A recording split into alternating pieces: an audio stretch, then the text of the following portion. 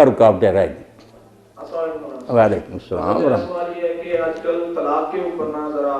فتوی آئے ہوئے کہ جو کہ 3 دفعہ طلاق جو دیتا ہے نا ایٹ اے ٹائم،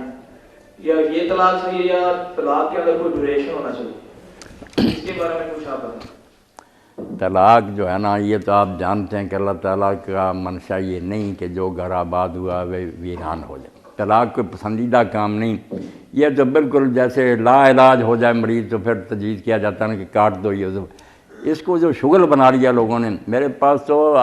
آپ کے ہاں سے بڑے بڑے ڈاکٹر پی ایچ ڈی، بیویاں بھی پی ایچ ڈی آ جاتے ہیں، 3 دے دیے۔ اب میں ہی حل کرتا ہوں، میں نے کہا یار ان پڑھ لوگ جو تھے وہ کہتے تھے کہ اگر کسی جگہ طلاق ہوئی نا تو یہ سرخ آندھی اس وجہ سے آئی ہے۔ آپ لوگ پڑھ لے کر اتنا عام کو بڑا کام کرتے ہیں کہ جو اللہ نے رشتہ جوڑا اس کو توڑتے ہیں۔ تو پہلے تو طلاق کو اچھی بات نہیں، پھر اللہ تعالیٰ نے اس لیے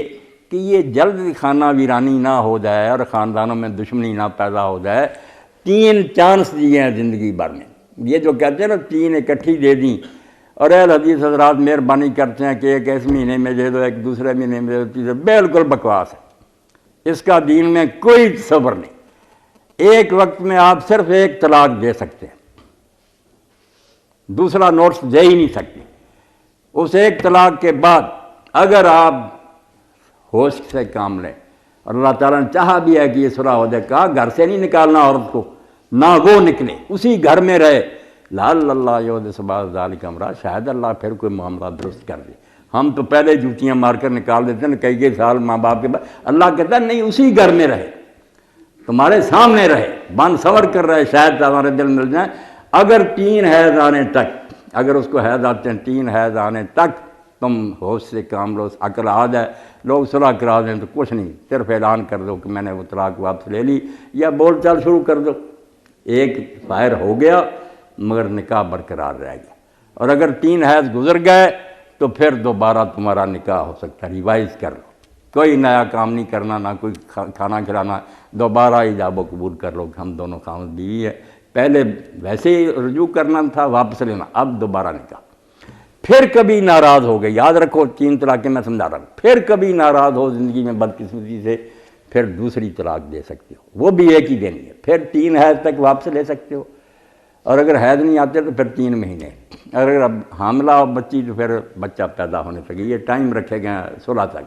اور اگر یہ گزر جائیں تو دوبارہ نکاح، 2 مرتبہ یہ موقع ملے گا کہ یا واپس لے سکو گے،